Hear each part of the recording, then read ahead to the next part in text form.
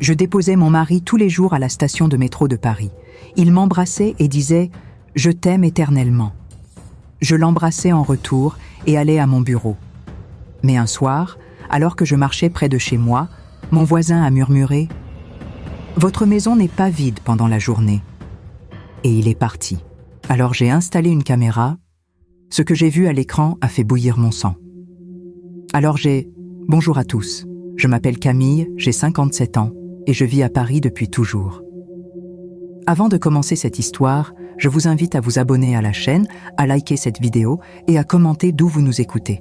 Votre soutien compte énormément. Merci d'être là. Maintenant, laissez-moi vous raconter ce qui m'est arrivé. La pluie fine couvrait les rues de Paris ce matin d'automne. Je conduisais ma Peugeot à travers les boulevards étroits du 11e arrondissement, Antoine assis à côté de moi. Il regardait par la fenêtre, un léger sourire aux lèvres. Nous étions mariés depuis 23 ans.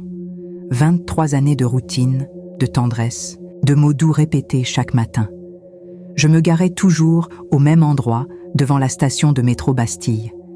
Il se tournait vers moi, prenait mon visage entre ses mains et disait « Je t'aime éternellement, mon amour ». Je souriais. Je répondais « Moi aussi ». Et je le croyais. Chaque mot, chaque geste, chaque promesse murmurée dans la douceur de l'aube parisienne. Ce matin-là ne fut pas différent. Il m'embrassa avec la même intensité que d'habitude, descendit de la voiture et disparut dans la foule qui se précipitait vers les escaliers du métro. Je le regardais partir, comme toujours, avant de redémarrer en direction de mon cabinet d'avocat, situé dans le 8e arrondissement. À 57 ans, j'étais associé principal dans un cabinet spécialisé en droit des affaires. Ma vie était structurée, prévisible, sécurisante. Je pensais que mon mariage l'était aussi. La journée fut longue. Réunions avec des clients, révision de contrats, négociations tendues. Quand je quittais le bureau, il était presque 20 heures. Le ciel était déjà sombre, les lampadaires éclairaient les trottoirs mouillés. Je décidai de rentrer à pied, comme je le faisais parfois pour décompresser. Je marchais lentement sur la rue de la Roquette, observant les vitrines des boutiques, les terrasses de café où les gens riaient autour de verres de vin rouge. L'odeur du pain chaud sortait d'une boulangerie encore ouverte. Paris sentait l'automne, le café et les feuilles mortes. C'est alors que je sentis une présence à mes côtés. Je me tournai et vis Monsieur Leclerc, mon voisin de palier. Un homme d'une 60aine d'années, toujours discret, presque invisible. En 5 ans de voisinage, nous avions à peine échangé plus de 10 phrases. Il portait un manteau gris et une écharpe noire. Son visage était tendu, comme s'il portait un poids énorme sur les épaules. Il s'approcha de moi, regarda autour de lui pour vérifier que personne ne nous écoutait, et murmura si bas que je dus me pencher pour entendre. « Votre maison n'est pas vide pendant la journée. Tous les jours, à 10 heures, elle est bien fréquentée. Faites attention. » Avant que je puisse répondre, avant que je puisse lui demander ce qu'il voulait dire, il accéléra le pas et disparut dans la foule. Je restais immobile au milieu du trottoir, les gens me contournant avec irritation. Mon cœur battait fort. Qu'est-ce qu'il voulait dire par « fréquenter » ? Qui entrait chez moi ? Pourquoi ? Mon esprit se mit à tourner à toute vitesse. Antoine était au travail toute la journée. Il enseignait la littérature dans un lycée de banlieue. Il partait à 8 heures et rentrait vers 18 heures. Nous n'avions pas d'enfants, pas de femmes de ménage qui venaient en journée. Personne n'avait les clés de chez nous, à part nous deux. Je marchais jusqu'à mon immeuble, montai les escaliers lentement, ouvris la porte de l'appartement. Antoine était assis dans le salon, regardant un documentaire sur l'histoire de la Seconde Guerre mondiale. Il leva les yeux et me sourit. « Bonsoir, chérie. Comment s'est passée ta journée ?» Sa voix était douce, chaleureuse. Je le regardais, son visage familier, ses yeux bleus que je connaissais par cœur, ses cheveux grisonnants. « Bien », répondis-je automatiquement. « Longue, mais bien. » Il se leva, m'embrassa sur la joue et retourna s'asseoir. Tout était normal, trop normal. Les mots de Leclerc résonnèrent dans ma tête comme une alarme que je ne pouvais pas éteindre. Cette nuit-là, je ne dormis presque pas. Je fixais le plafond, écoutant la respiration régulière d'Antoine à côté de moi. Qui pouvait entrer chez nous ? Pourquoi Leclerc m'avait-il dit cela? Était-ce une erreur? Une confusion? Mais non. Il avait été trop précis. 10 heures, tous les jours, fréquenté. Ce mot résonnait dans mon esprit. Fréquenté par qui? Le lendemain matin, je fis semblant que tout allait bien. Je préparais le café, grillais le pain, étalais de la confiture de framboise. Antoine descendit, m'embrassa dans le cou. « Bonjour, mon amour. » Je souris mécaniquement. À 8h15, je le déposai au métro. Il m'embrassa. « Je t'aime éternellement. » Ces mots qui avant me réchauffèrent le cœur sonnaient maintenant étrangement. Je répondis machinalement et le regardai partir dans la foule. Mais au lieu d'aller directement au bureau, je garai la voiture et marchai jusqu'à un magasin d'électronique sur la rue de Rivoli. Mon cœur battait vite. Je savais ce que je devais faire. J'entrai et demandai à voir les caméras de surveillance discrètes. Le vendeur, un jeune homme aux cheveux longs, me montra plusieurs modèles. « Celle-ci est minuscule, madame. On peut la cacher n'importe où. Elle se connecte directement à votre téléphone. » Je la pris. J'en achetai 3. Je payai en liquide. Je ne voulais aucune trace.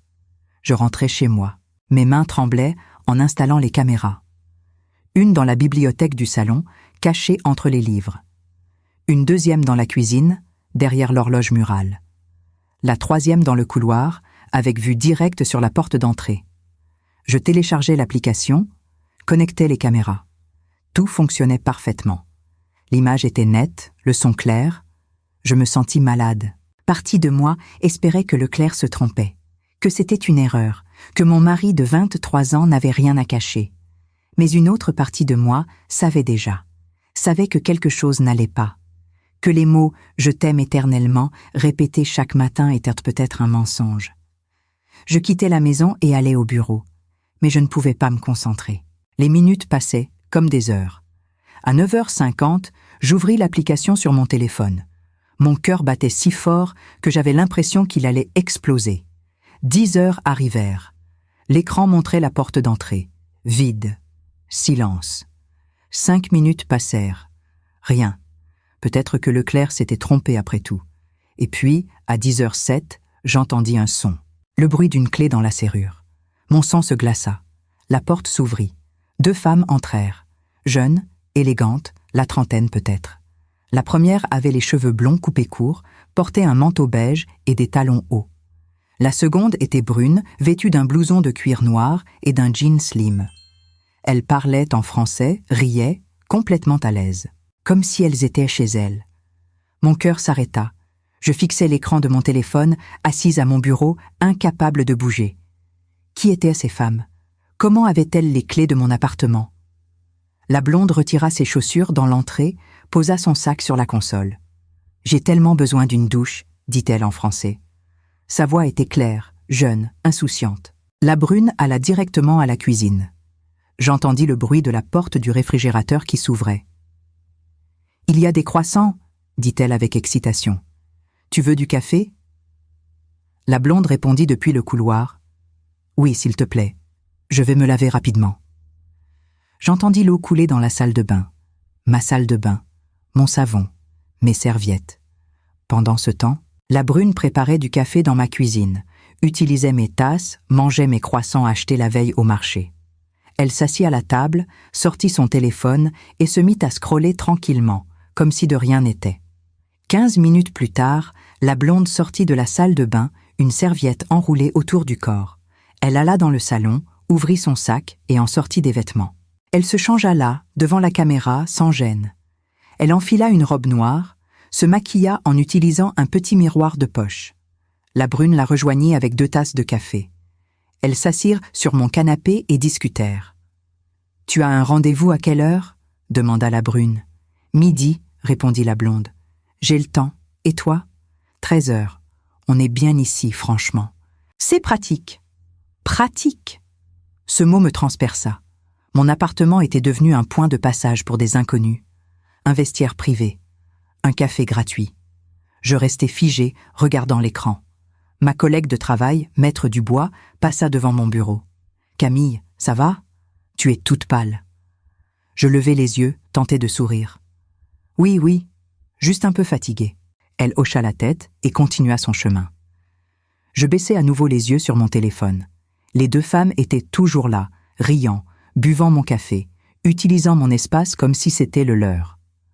À 11h30, elles se levèrent, rangèrent leurs affaires, remirent leurs chaussures. La blonde vérifia son rouge à lèvres dans le miroir de l'entrée. « On se voit demain », demanda la brune. « Peut-être, je te dirai. » Elles sortirent, fermèrent la porte à clé derrière elles. Le silence retomba dans l'appartement. Je restai assise là, tremblante, essayant de comprendre ce qui venait de se passer. Qui leur avait donné les clés? Antoine? Mais pourquoi? Quel était le lien entre lui et ces femmes? Je sentis la nausée monter. Je fermai l'application, posai le téléphone sur mon bureau et me forçai à respirer. Il fallait que je sache plus. Il fallait que je reste calme. Je ne pouvais rien dire à Antoine. Pas encore. Pas avant de comprendre toute l'étendue de ce qui se passait. Le soir, quand je rentrai à la maison, Antoine était déjà là, préparant le dîner. L'odeur des oignons caramélisés remplissait la cuisine. « Bonsoir, chérie », dit-il en m'embrassant. « J'ai fait ta tarte préférée, au poireau et au fromage de chèvre. » Il souriait, détendu, heureux. Je le regardais. Cet homme que je connaissais depuis 23 ans. Cet homme qui me disait « Je t'aime éternellement » chaque matin. Que cachait-il? « Merci », dis-je doucement. Nous mangeâmes en silence. Il me parla de sa journée au lycée, d'un élève brillant qui avait écrit un essai remarquable sur Camus. Je hochai la tête, fis semblant d'écouter. Mais dans ma tête, je revoyais les deux femmes dans mon salon. Leur rire, leur aisance, leur familiarité avec mon espace. Cette nuit-là, je me tournais et retournais dans le lit. Antoine dormait profondément à côté de moi. Je le regardais dans la pénombre, son visage paisible, ses mains posées sur la poitrine. Qui était-il vraiment? Après toutes ces années, le connaissais-je seulement? Le lendemain matin, mardi, la routine recommença. Je le déposai au métro. Il m'embrassa. « Je t'aime éternellement. » Je souris. Moi aussi. Mensonge. Les mots étaient vides maintenant, creux. Je partis pour le bureau, mais cette fois, j'étais préparée. À 10h, j'ouvris l'application. À 10h05, la porte s'ouvrit à nouveau. Mais cette fois, ce n'étaient pas les deux femmes de la veille. C'était une autre. Une rousse avec des tatouages sur les bras, portant un perfecto noir et des bottines à clous. Elle entra seule, ferma la porte derrière elle, retira sa veste. Elle alla directement à la salle de bain. J'entendis l'eau couler. Elle prit une douche, se lava les cheveux, utilisa mes produits. 20 minutes plus tard, elle sortit, s'habilla, se maquilla devant le miroir du salon.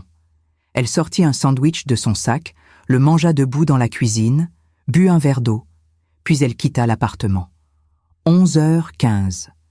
Tout était terminé.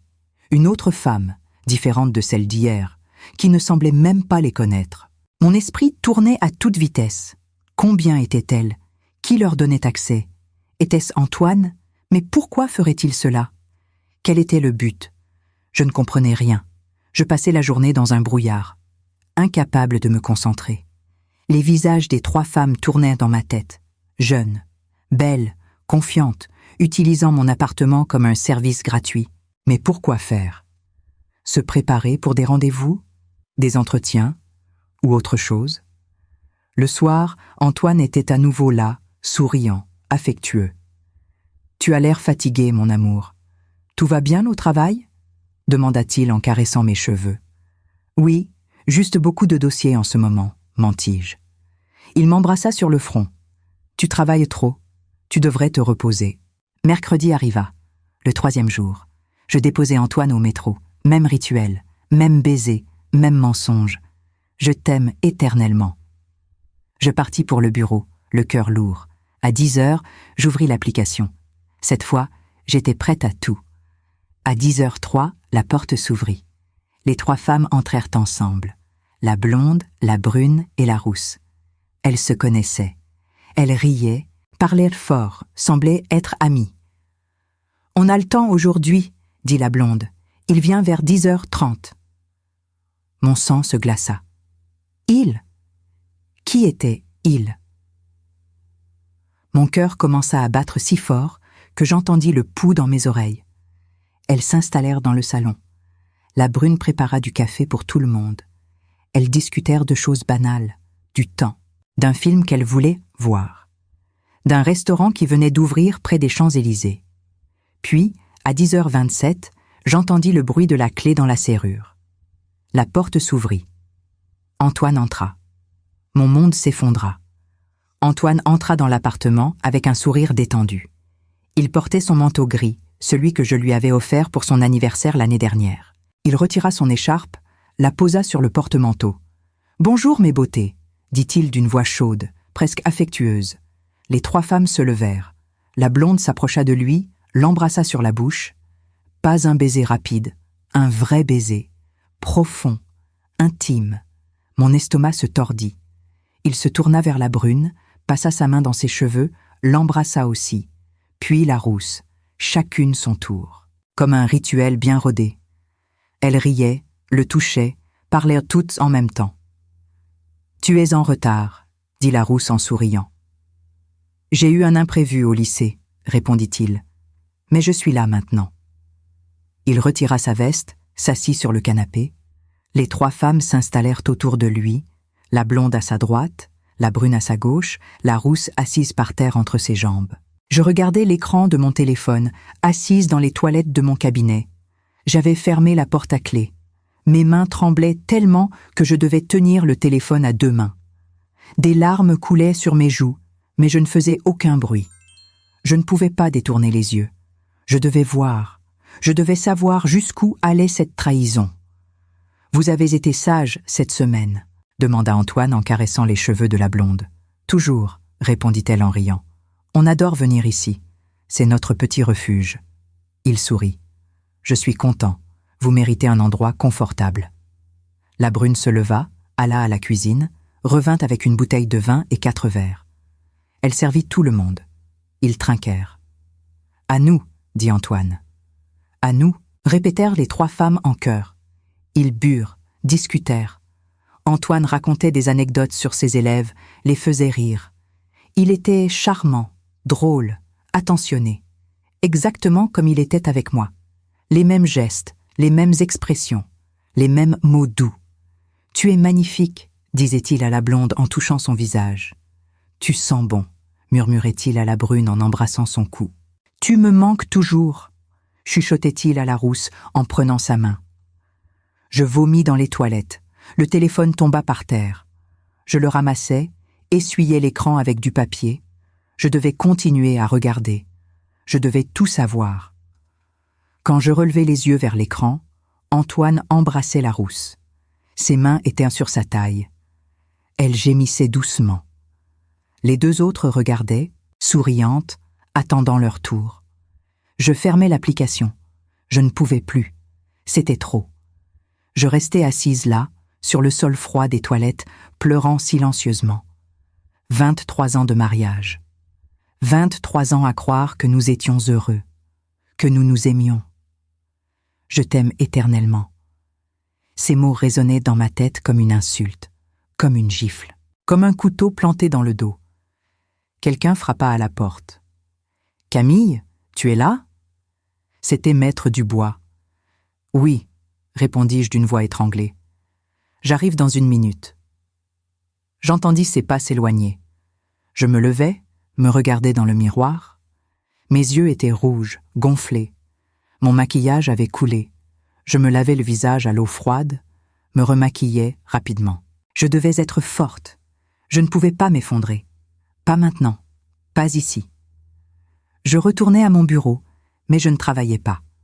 Je fixais l'écran de mon ordinateur sans rien voir. Mon esprit était ailleurs, dans mon appartement, avec mon mari et ses 3 maîtresses, car c'était bien ce qu'elles étaient, n'est-ce pas? Ces maîtresses, ces amantes, ces mensonges incarnés. Mais quelque chose ne collait pas.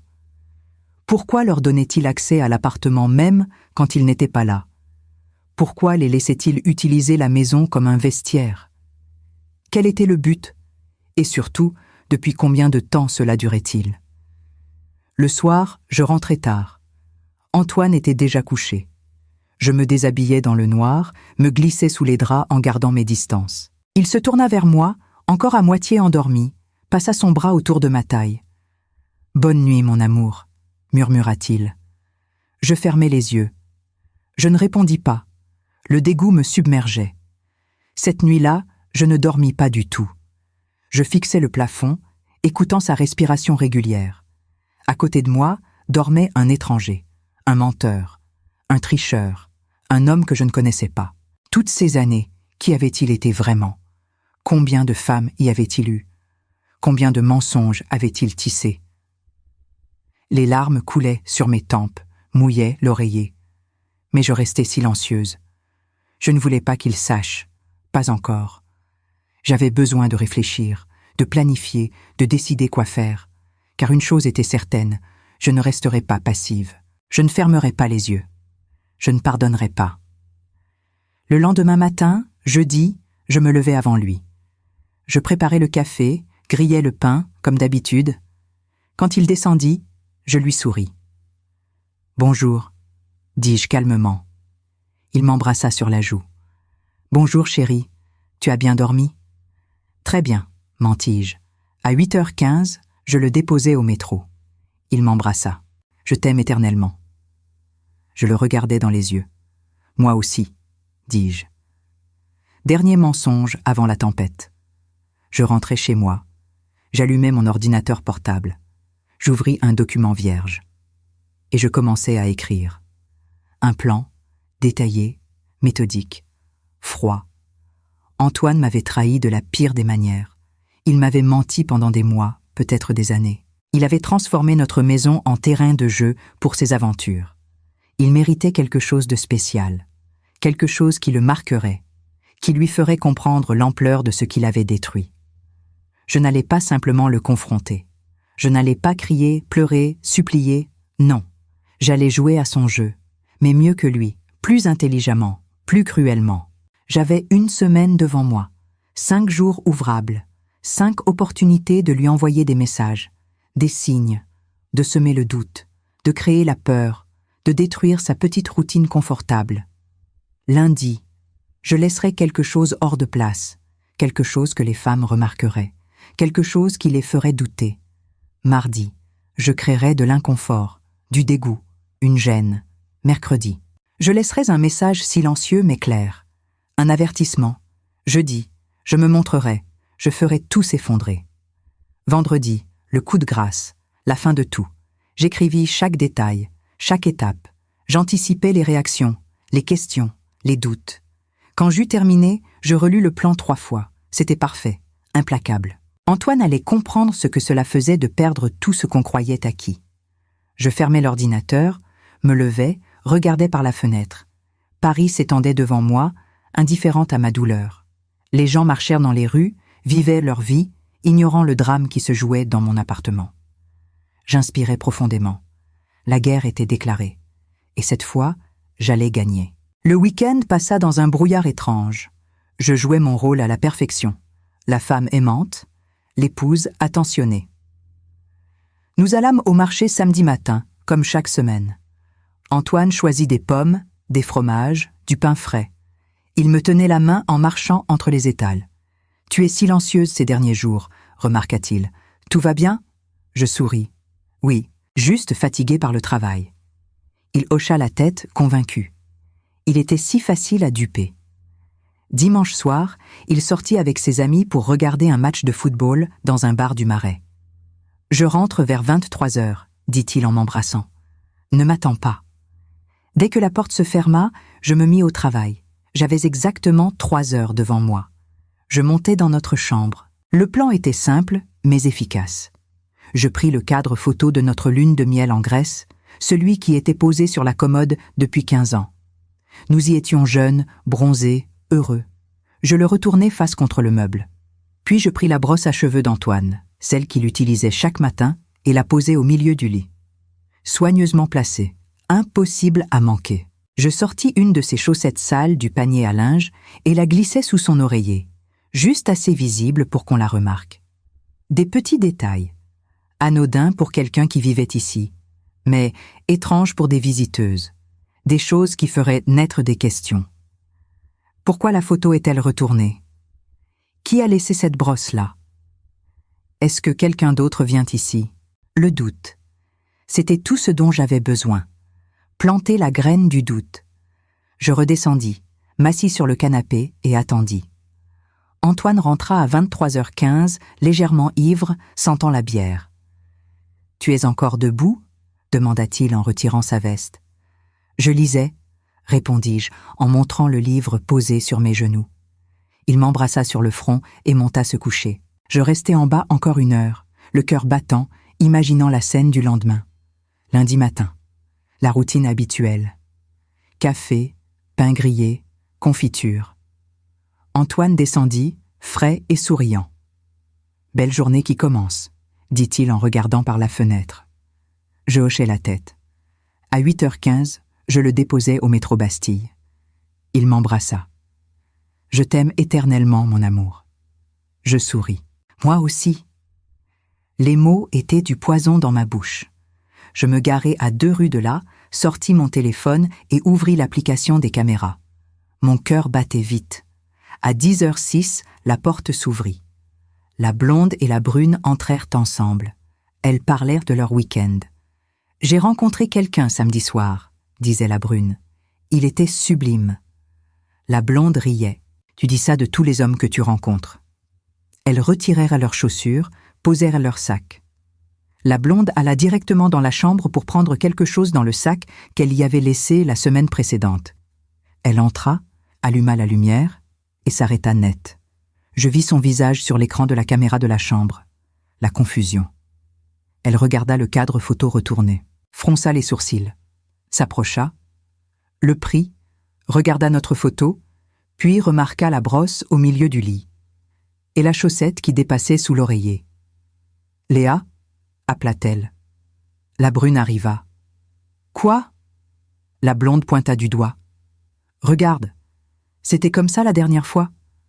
La brune observa la scène. « Non, je ne crois pas. Pourquoi le cadre est retourné ?»« Je ne sais pas. » « Et ça ?» Elle montra la brosse. « Qui laisse sa brosse au milieu du lit ?» Le silence tomba entre elles. Je voyais leur visage tendu, inquiet. « Tu crois que sa femme sait quelque chose ?» murmura la brune. La blonde haussa les épaules. « Comment elle pourrait savoir? Elle travaille toute la journée. » Mais sa voix manquait de conviction. Elle remit le cadre à l'endroit, enleva la brosse du lit, retira la chaussette. Mais le malaise était palpable. Elles redescendirent au salon, prirent leur café en silence. L'ambiance avait changé. Plus de rire, plus d'insouciance, juste une tension sourde. « On devrait en parler à Antoine », dit finalement la blonde, « lui demander si tout va bien ici. » La brune acquiesça. « Oui, il y a quelque chose d'étrange. » Elles partirent 20 minutes plus tôt que d'habitude. Je fermai l'application et souris. Le premier coup était porté. Le doute était semé. Maintenant, il fallait le faire grandir. Le soir, Antoine rentra avec un bouquet de fleurs, des roses rouges. « Pour toi », dit-il en me les tendant, sans raison particulière, juste parce que je t'aime. Je pris les fleurs, les sentis. « Merci, c'est gentil. » Mais dans ma tête, je savais. Il avait reçu des questions, des inquiétudes, et il essayait de se rassurer, de maintenir l'illusion. « Tout va bien au travail ?» demandai-je innocemment. « Oui, oui, très bien. Pourquoi ?» « Comme ça. Tu sembles préoccupé ces derniers temps. » Il secoua la tête. « Non, tout va parfaitement bien. » Mais ses yeux disaient le contraire. Il y avait une fissure, petite, presque invisible. Mais elle était là. Cette nuit-là, allongé dans le noir, j'entendis son téléphone vibrer plusieurs fois. Il le prit, lut les messages, tapa rapidement des réponses. Je fis semblant de dormir. Mais je savais. Les femmes lui posaient des questions. Et lui, il mentait. Comme toujours. Mais cette fois, les mensonges ne suffiraient plus. Mardi arriverait bientôt. Et avec lui, une nouvelle étape. Plus désagréable, plus dérangeante. J'avais hâte de voir leur visage quand elles découvriraient ce que j'avais préparé. Je me réveillais à 5 heures du matin. Antoine dormait encore profondément. Je descendis à la cuisine sur la pointe des pieds. J'ouvris le réfrigérateur et sortis la bouteille de lait entamée, le yaourt nature et le fromage de chèvre. Je laissai tout sur le comptoir pendant 2 heures. Le lait commença à sentir, surtout dans la chaleur de la cuisine. À 7 heures, je remis tout dans le réfrigérateur, bien en vue.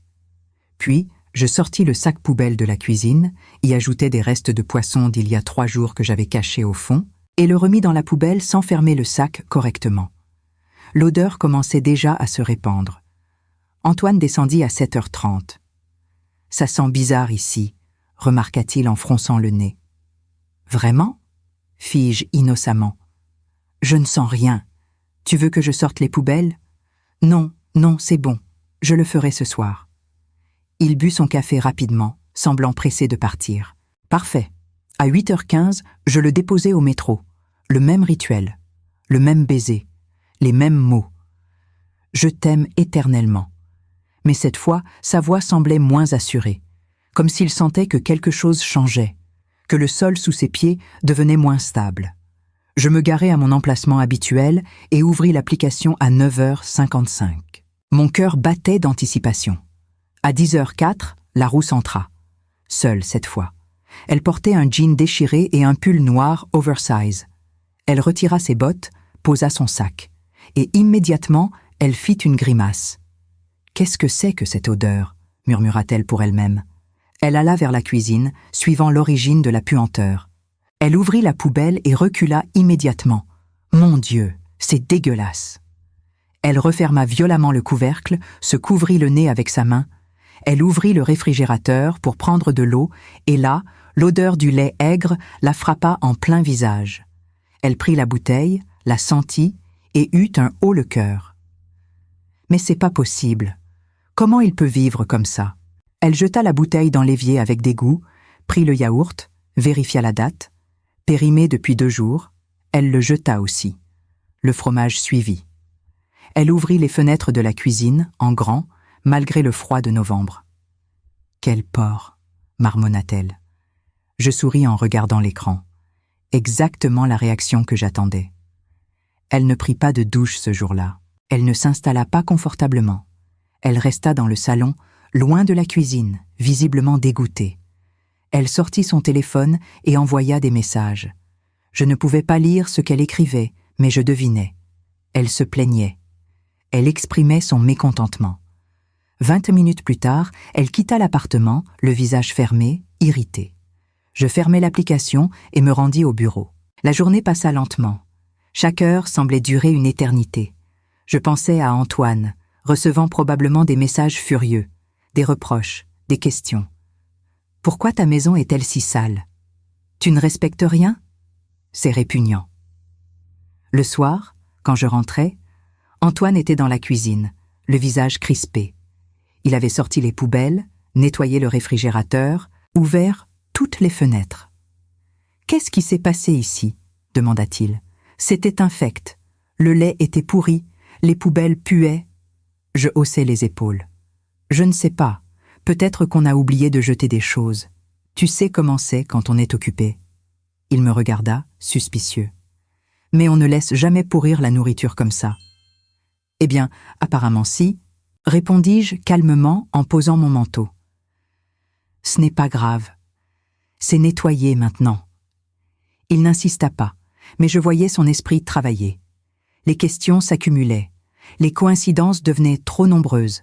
La photo retournée, la nourriture pourrie. Quelque chose n'allait pas, et il commençait à le sentir. Cette nuit-là, il se tourna vers moi dans le lit. « Camille, tu es sûre que tout va bien ?» demanda-t-il doucement. « Oui, » répondis-je sans le regarder. « Pourquoi cette question ?»« Je ne sais pas. J'ai l'impression que tu es distante ces derniers jours. » Je me tournai vers lui, le regardai dans les yeux. « Je suis fatiguée, Antoine, c'est tout. Le travail est intense. » Il hocha la tête, mais il ne semblait pas convaincu. Il m'embrassa sur le front et se tourna de l'autre côté. Je restai éveillée longtemps après qu'il se soit endormi. Mercredi approchait. Le jour où je laisserai le message le plus clair, le plus direct. Le jour où la peur commencerait vraiment à s'installer. 4 serviettes dans la salle de bain. 1 pour chacun d'eux. Un message silencieux, mais impossible à ignorer. Je sais. Je fermais les yeux et imaginais leur visage. La panique, la confusion, la réalisation lente et terrifiante qu'ils n'étaient plus en sécurité, que quelqu'un savait, que leur petit secret confortable était découvert. Et demain, ce ne serait que le début. Mercredi matin, le jour le plus important de ma stratégie. Je me levai avant l'aube, à 5h30. Antoine dormait encore, la bouche légèrement ouverte, ronflant doucement. Je le regardais quelques secondes. Cet homme qui partageait mon lit depuis 23 ans. Cet homme qui me trahissait avec 3 femmes différentes. Je ne ressentais plus rien. Ni amour, ni haine. Juste du vide. Je descendis et commençai ma préparation. Je montai dans la chambre avec des draps propres. Je retirai ceux du lit, les mis à la machine à laver. Je refis le lit avec des draps blancs immaculés, sentant la lavande fraîche. Je lissai chaque pli, ajustai les oreillers avec une précision militaire. Le lit ressemblait à celui d'un hôtel 5 étoiles. Impeccable, parfait, trop parfait. Puis je me rendis dans la salle de bain. C'était là que se trouvait le cœur de mon message. J'ouvris l'armoire à linge et sortis 4 serviettes blanches. Pas 2, pas 3, 4. Une pour la blonde, une pour la brune, une pour la rousse, une pour Antoine. Je les pliais soigneusement et les disposais sur l'étagère au-dessus du lavabo. Bien visibles, alignés, impossibles à manquer.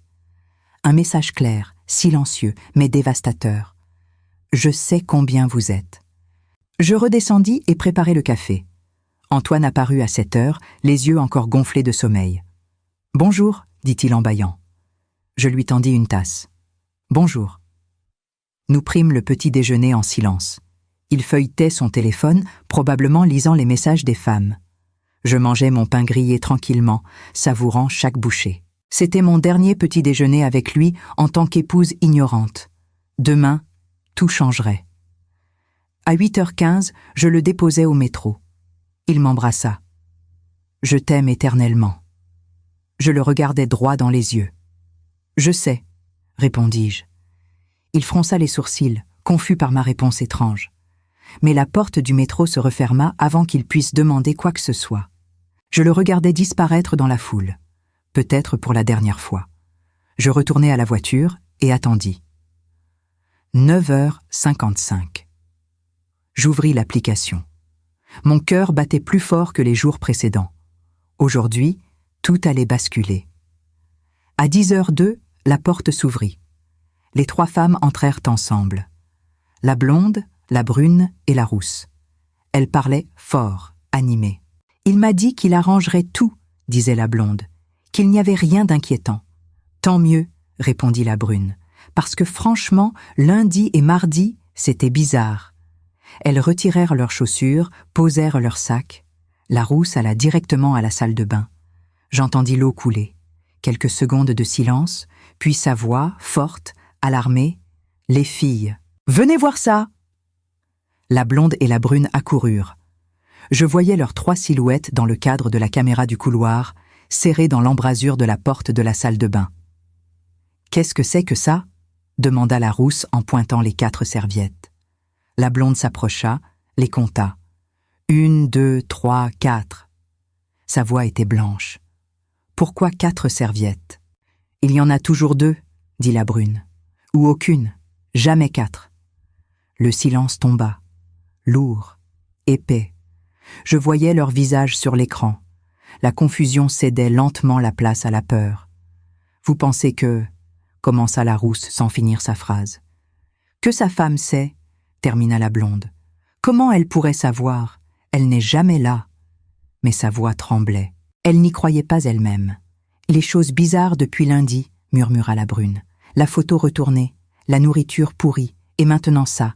Ce n'est pas une coïncidence. » La rousse sortit son téléphone. « J'appelle Antoine. » Elle composa le numéro, mit le haut-parleur. Ça sonna 4 fois avant qu'il réponde. « Allô ?» Sa voix était prudente. « Antoine, c'est nous. On est chez toi. Il y a 4 serviettes dans la salle de bain. 4. Silence à l'autre bout, puis « Quoi ?» 4 serviettes blanches, bien pliées, alignées, comme si quelqu'un savait qu'on est 4 à venir ici. J'entendis Antoine respirer fort dans le téléphone. C'est impossible. Camille ne sait rien. Tu en es sûre ? Demanda la blonde, la voix dure. Parce que ça ressemble beaucoup à un message. Je vais rentrer. Restez là. Je vais régler ça. Il raccrocha. Les 3 femmes se regardèrent. La panique était visible sur leurs visages. On devrait partir, dit la rousse. Non, répondit la blonde. On attend. Je veux des explications. Elles descendirent au salon, s'assirent, tendues, silencieuses. Personne ne rit, personne ne prépara de café. Elles attendaient juste, figées dans l'inconfort et l'inquiétude. 15 minutes plus tard, j'entendis la clé dans la serrure. Antoine entra, essoufflé, le visage rouge. « Vous êtes encore là ?» demanda-t-il. « Évidemment », répondit la blonde en se levant. « Explique-nous, les serviettes, les trucs bizarres depuis lundi. Qu'est-ce qui se passe ?» Antoine monta à l'étage. Je le suivis sur la caméra de la chambre. Il entra dans la salle de bain, regarda les 4 serviettes. Son visage devint livide. Il les toucha, les compta. Je voyais ses mains trembler. Il redescendit lentement. « Je ne comprends pas, » dit-il d'une voix faible. « Camille ne peut pas savoir. C'est impossible. »« Alors, qui a mis ces serviettes-là » demanda la brune. « Le fantôme de Noël ?» La rousse secoua la tête. « Moi, je pars. C'est trop risqué.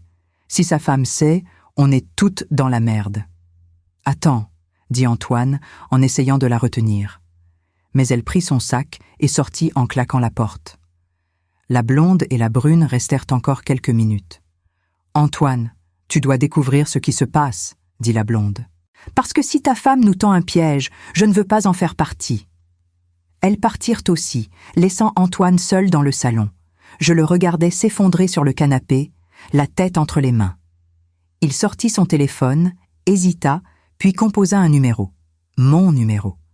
Mon téléphone vibra. Je regardais l'écran. Antoine. Je ne répondis pas.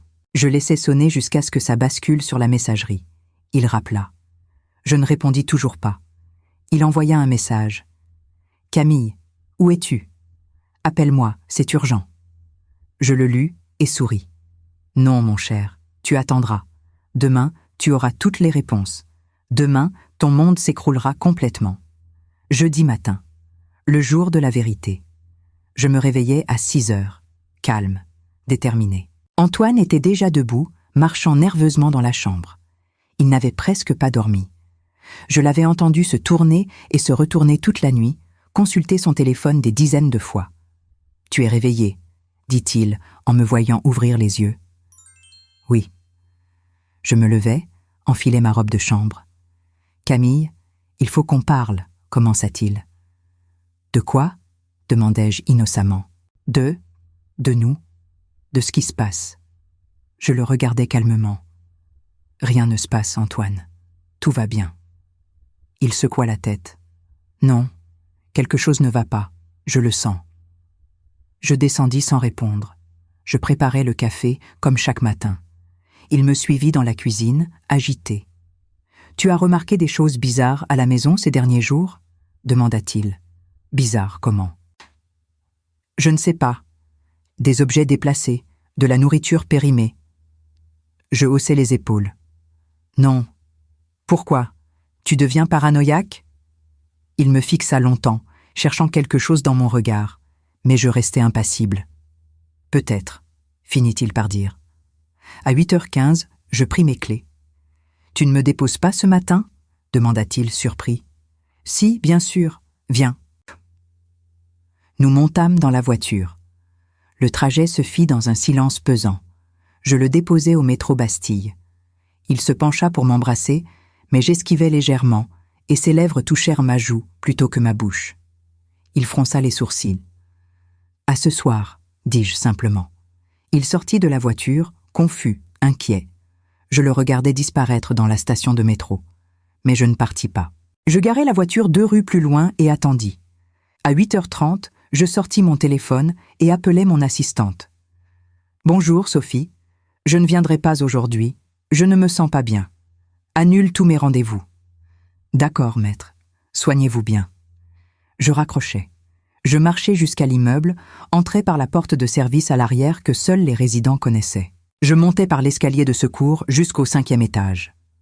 J'ouvris la porte de mon propre appartement avec ma clé. Le silence m'accueillit. Je fermai doucement derrière moi et me dirigeai vers le dressing de la chambre. Grand, profond, rempli de vêtements. Je laissai la porte entr'ouverte pour pouvoir voir et entendre. Et j'attendis. Mon cœur battait fort, mes mains tremblaient légèrement. Dans 1 heure, peut-être moins, tout serait terminé. Le mensonge prendrait fin, les masques tomberaient. Je respirai profondément, essayant de calmer mes nerfs. J'entendis l'horloge du salon sonner 9 heures. Puis 10 heures. Quelques minutes passèrent. Puis j'entendis la clé dans la serrure. La porte s'ouvrit. Des pas. Je reconnus immédiatement sa démarche.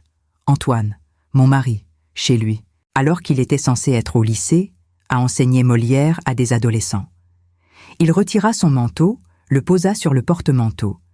Il semblait nerveux, regardant autour de lui comme s'il cherchait quelque chose. Il monta à l'étage, entra dans la salle de bain. J'entendis l'armoire s'ouvrir. Il vérifiait les serviettes, probablement. Puis, il redescendit. 10 minutes plus tard, la porte s'ouvrit à nouveau. Une voix féminine. Jeune, douce. « Antoine, tu es là ?»« Oui, entre. » Une femme entra. Je ne la connaissais pas. Ce n'était ni la blonde, ni la brune, ni la rousse. Une 4e. Ou une 5e. Combien était-elle en réalité?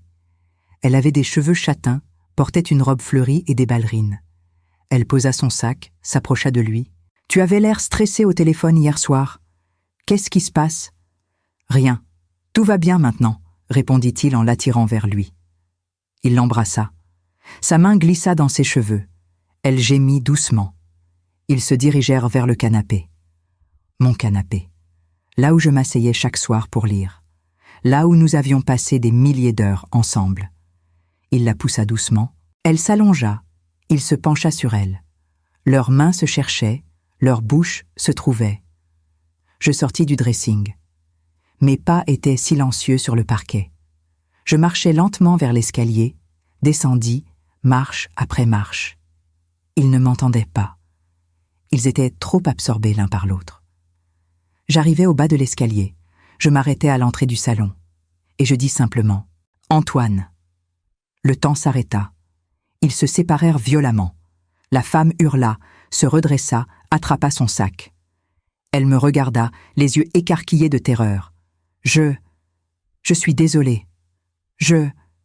Elle courut vers la porte et sortit en la claquant derrière elle. Le silence retomba. Antoine était figé sur le canapé, blanc comme un linge. Ses mains tremblaient. Sa bouche s'ouvrait et se fermait sans qu'aucun son n'en sorte. « Camille, » finit-il par articuler, « qu'est-ce que tu fais là ?»« Chez moi ?» répondis-je calmement. « Je me suis posé la même question en te voyant. Tu n'es pas censé être au lycée ?» Il se leva, essaya de reboutonner sa chemise avec des doigts maladroits. « Je peux expliquer. »« Non, » coupai-je d'une voix dure. « Tu ne peux pas. Il n'y a rien à expliquer. » Je sortis une enveloppe de la poche de ma veste et la lançai sur la table basse entre nous. Elle atterrit avec un bruit sec. « Qu'est-ce que c'est ?» demanda-t-il, la voix tremblante. « Regarde. » Il prit l'enveloppe, l'ouvrit avec des mains qui tremblaient tellement qu'il déchira le papier. Il sortit les documents. Son visage devint encore plus pâle, si c'était possible. « Un divorce ?»« Demande de divorce pour infidélité, » précisai-je. Avec preuve vidéo. 2 semaines d'enregistrement. Toi et tes 4 maîtresses. Peut-être plus, je n'ai pas compté. Il leva les yeux vers moi, des larmes commençant à couler. Tu as tout vu ? Absolument tout. Les caméras sont là depuis 15 jours, cachées. Elles ont tout enregistré. Chaque baiser, chaque mensonge, chaque trahison. Il tomba à genoux, littéralement. Ses jambes ne le portaient plus. Il sanglotait maintenant, la tête entre les mains. « Camille, je t'en supplie, pardonne-moi, c'était une erreur. Je t'aime tellement. Tais-toi, dis-je froidement. Ne prononce plus jamais ces mots. Tu ne sais pas ce que signifie aimer. Tu ne l'as jamais su. S'il te plaît, donne-moi une chance. Je vais changer. Je vais tout arrêter. » Il rampa vers moi, essaya de toucher mes jambes. Je reculai. « Ne me touche pas. Plus jamais. » Ma voix était calme mais glaciale. « Tu as jusqu'à demain midi pour quitter cette maison. Prends tes affaires et va-t'en. » « Non, non, Camille. C'est notre maison. C'était notre maison. Maintenant, c'est la mienne. »« Et si je refuse ?» demanda-t-il, un éclair de défi dans les yeux malgré les larmes. Je souris. Un sourire froid, sans joie. « Alors je poste les vidéos en ligne. Je les envoie à la directrice de ton lycée, à tes collègues, à ta mère, à tous nos amis. Le monde entier saura quel genre d'homme tu es vraiment. » Son visage se décomposa complètement. « Tu ne ferais pas ça. Et c'est moi. » Je sortis de l'appartement sans me retourner. Derrière moi, j'entendais Antoine sangloter, appeler mon nom, supplier. Mais je ne me retournai pas. Je descendis les escaliers, sortis de l'immeuble et marchai dans les rues de Paris. L'air froid de novembre me gifla le visage. Je respirais profondément. Pour la première fois depuis des semaines, je me sentais libre. Libre du mensonge. Libre de l'illusion. Libre de cet homme qui avait détruit 23 ans de ma vie. Je marchai jusqu'à un café sur la place de la Bastille. Je commandai un double espresso et m'assis près de la fenêtre. Je sortis mon téléphone. 15 appels manqués d'Antoine. 17 messages. « Camille, réponds-moi. Je t'en supplie, ne fais pas ça. Je t'aime. Pardonne-moi. » Je les effaçai tous sans les lire complètement. Je le bloquais. Son numéro, ses emails, tout. Il n'existait plus pour moi. Je passais la nuit chez Sophie, ma meilleure amie depuis l'université. Quand je lui racontais tout, elle pleura avec moi. « Ce salaud !» répétait-elle. « 23 ans. Comment a-t-il pu ?»« Je ne sais pas, » répondis-je. « Et je ne veux plus savoir. Tout ce qui m'importe maintenant, c'est de tourner la page. » Elle me serra dans ses bras. « Tu es la femme la plus forte que je connaisse. » Vendredi matin, le jour final. Je me réveillai à 7 heures dans le canapé de Sophie. Je me préparais, enfilai un tailleur noir, me maquillais soigneusement. Aujourd'hui, je devais être impeccable, implacable. À 9 heures, j'avais rendez-vous avec Maître Rousseau, la meilleure avocate en divorce de Paris. Une femme de 60 ans, redoutable, qui ne perdait jamais ses procès. Je lui montrai tout. Les vidéos, les dates, les heures, les visages des femmes. Antoine entrant dans notre appartement pendant ses heures de travail. Les mensonges accumulés. Elle regarda tout en silence, prenant des notes. Quand elle leva les yeux vers moi, elle sourit. Un sourire de prédateur. « Madame, avec ces preuves, votre mari n'a aucune chance. Vous obtiendrez tout ce que vous demandez. La maison, la moitié de ses biens, une pension compensatoire. Et surtout, vous sortirez de ce mariage la tête haute. »« C'est tout ce que je veux, » répondis-je. « Qu'il paye pour ce qu'il a fait. »« Il payera, » assura-t-elle. « Croyez-moi. » Nous passâmes 2 heures à préparer le dossier. Chaque détail, chaque argument, chaque preuve. Quand nous eûmes terminé, elle me serra la main. « Le divorce sera prononcé dans 3 mois maximum. En attendant, je vais demander une ordonnance de non-réintégration du domicile conjugal. Il ne pourra plus mettre les pieds chez vous. » Je quittai son cabinet à midi. Le soleil perçait enfin les nuages gris. Je marchai jusqu'à un restaurant près de la Seine et commandai un déjeuner. Pour la première fois depuis des semaines, j'avais faim, vraiment faim. Je mangeais lentement, savourant chaque bouchée. Mon téléphone vibra. Un numéro inconnu. Je décrochai. « Allô ? Camille, c'est Antoine. Ne raccroche pas. » Sa voix était brisée, désespérée. « Comment as-tu eu ce numéro ? » demandai-je froidement. « J'ai emprunté le téléphone de ma mère. S'il te plaît, écoute-moi. Je suis partie de la maison. J'ai pris mes affaires. Je suis chez elle maintenant. Mais je t'en supplie, laisse-moi une chance de m'expliquer. » Il n'y a rien à expliquer, répondis-je calmement. Tu m'as trahi, pendant des mois, peut-être des années. Tu as transformé notre maison en bordel pour tes maîtresses. C'est fini, Antoine. Accepte-le. Je t'aime, sanglota-t-il. Je t'ai toujours aimé. C'était juste. C'était une faiblesse. Une faiblesse? Je ris. Un rire dur, sans joie. Une faiblesse, c'est un écart. Une fois. Pas 4 femmes différentes. Pas pendant des mois. Pas dans notre lit. Camille. Écoute-moi bien, Antoine. Si tu essaies de me contacter à nouveau, je publie les vidéos. Partout. Facebook, Instagram, YouTube. Le monde entier verra qui tu es vraiment. Tu comprends? Silence. Puis, oui, bien, mon avocate te contactera dans les prochains jours. Signe les papiers sans discuter et on en restera là. Sinon, je te promets que ta vie deviendra un enfer.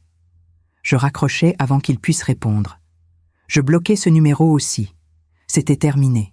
Vraiment terminé. L'après-midi, je retournai à l'appartement. Notre appartement. Mon appartement maintenant. J'ouvris la porte. Tout était silencieux, vide. Les affaires d'Antoine avaient disparu. Son manteau, ses chaussures, ses livres, comme s'ils n'avaient jamais existé. Je marchais dans chaque pièce. Le salon où il m'avait trompé. La cuisine où ses maîtresses mangeaient ma nourriture. La chambre où nous avions dormi pendant 23 ans. Je m'assis sur le lit et pour la première fois, je pleurais. Vraiment, profondément. Pas de colère, pas de rage. Juste de la tristesse. De la tristesse pour toutes ces années perdues. Pour la femme que j'avais été, qui croyait en l'amour éternel. Pour les mensonges que j'avais avalés chaque matin avec son baiser. Je t'aime éternellement. Ces mots résonnaient encore dans ma tête. Mais maintenant, je savais. L'éternité d'Antoine avait duré exactement jusqu'au moment où il avait été découvert. Je pleurais pendant 1 heure. Puis je me levais, me lavais le visage, me remaquillais. Je sortis mon téléphone et appelai un serrurier. « Bonjour. Je voudrais changer toutes les serrures de mon appartement. Aujourd'hui, si possible. »« Aucun problème, madame. Je peux être là dans 1 heure. »« Parfait. Je vous attends. » En attendant, je fis le tour de l'appartement et décrochai toutes les photos de nous. Notre mariage, nos vacances, nos anniversaires. Je les mis toutes dans un carton. Je ne les brûlerai pas. Je ne les détruirai pas. Je les garderai dans une cave, fermée, oubliée. Comme notre mariage. Une partie de ma vie qui était terminée. Le serrurier arriva à 16 heures. En 1 heure, toutes les serrures furent changées. 3 nouvelles clés. Une pour moi, une chez Sophie, une 3e cachée chez ma sœur. Antoine ne pourrait plus jamais entrer ici. À 18 heures, tout était terminé. Je payai le serrurier et fermai la porte derrière lui. Je m'assis sur le canapé et regardai par la fenêtre. Paris s'illuminait lentement. Les lampadaires s'allumaient un par un.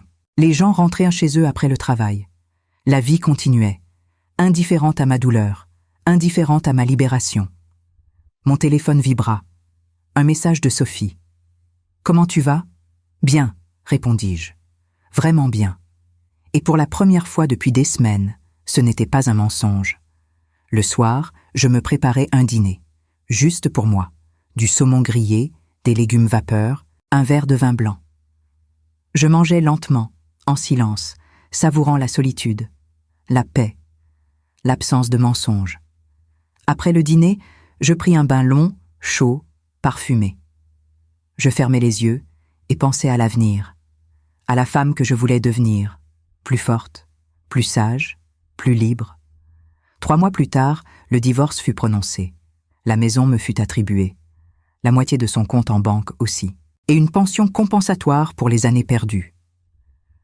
Antoine ne contesta rien. Il signa tout. Il avait perdu son travail entre-temps. La directrice du lycée avait appris ses absences répétées pendant les heures de cours. Elle l'avait licencié pour faute grave. Les rumeurs circulaient. Ses amis l'avaient abandonné. Sa mère était humiliée. Il vivait seul maintenant, dans un studio minable de banlieue. Moi, je changeais tout. Je vendis l'appartement, trop de souvenirs, trop de mensonges. J'achetai un petit 2 pièces près du Luxembourg. Lumineux, calme, nouveau. Je voyageais. Rome, Barcelone, Lisbonne. Des villes que j'avais toujours voulu voir mais que je n'avais jamais visitées parce qu'Antoine préférait rester à Paris. Je rencontrais des gens, je ris. Je vécus. 1 an après le divorce, je marchais sur les quais de Seine par une belle après-midi de printemps. Le soleil brillait, les arbres étaient en fleurs.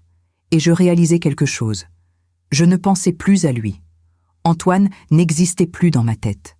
Il était devenu un fantôme, un souvenir lointain, une erreur corrigée. J'étais libre, vraiment libre. Et l'éternité, la vraie, celle que je méritais, venait juste de commencer.